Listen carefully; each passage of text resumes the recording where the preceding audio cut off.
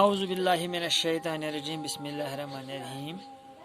میں Syed Fayyaz Ahmad, government U P S Malikpura zone Mawar. آج 8ویں جماعت کی اردو کتاب کا سبق نمبر 9 جس کا نام ہے جابر بن حیان، جو کہ پیج نمبر 49 پر واقع ہے، میں پڑھانے جا رہا ہوں۔ جابر سے پہلے دنیا علم کیمیا کیمسٹری میں تجربات کی اہمیت سے ناواقف تھی۔ جابر بن حیان سے پہلے دنیا علم کیمیا یعنی کیمسٹری میں تجربات کی اہمیت سے ناواقف تھی۔ اس نے کیمیاوی تجربات کی۔ اس نے کیا کیے؟ کیمیاوی تجربات کیے۔ ان تجربات کے اصول اور عقائد مرتب کیے۔ اس نے ان تجربات کے اصول اور قاعدے مرتب کیے۔ یہ اصول و قواعد اب بھی استعمال ہوتے ہیں۔ یہ اصول اور قواعد اس وقت بھی استعمال ہوتے ہیں۔ یہ جابر ہی تھا جس نے سب سے پہلے ہمیں بتایا کہ ٹھوس چیزوں کو بخارات میں کیسے تبدیل کیا جا سکتا ہے۔ یہ جابر ہی تھے جس نے یہ بتایا کہ ٹھوس چیزوں کو کیسے ہم بخارات میں تبدیل کر سکتے ہیں۔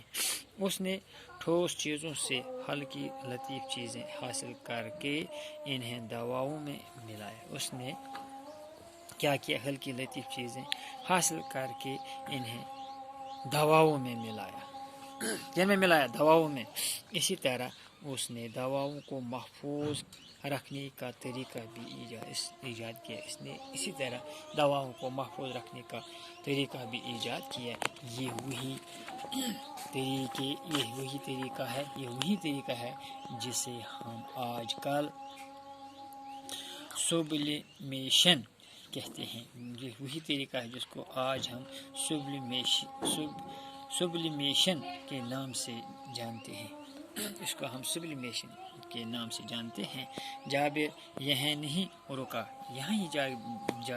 رکا، اس نے آکسیڈیشن کا طریقہ بھی ایجاد کیا۔ اس نے کیا کیا؟ آکسیڈیشن کا طریقہ بھی ایجاد کیا۔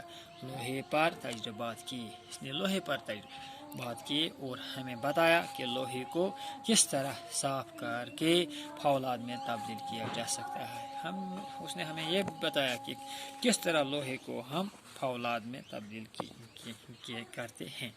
جابر نے ہمیں دکھایا کہ لوہے کو کیسے زنگ سے بچایا جا سکتا ہے۔ جابر نے ہمیں یہ بھی بتایا کہ لوہے کو ہم کیسے زنگ سے بچا سکتے ہیں۔ اس نے چمڑا رنگنے کا طریقہ دریافت کرنے کے ساتھ ساتھ بالوں کا کالا کرنے کا نسخہ بھی تیار کیا۔ اس نے چمڑے کو رنگنے کا طریقہ دریافت کرنے کے ساتھ ساتھ بالوں کو کالا کرنے کا طریقہ بھی ہمیں بتایا۔ عرق کشید کرنے کا آلہ بھی اسی ذہین کیمیا گر کی ایجاد ہے۔ عرق کشید کرنے کا آلہ بھی اسی ذہین کیمیا گر نے ایجاد کیا۔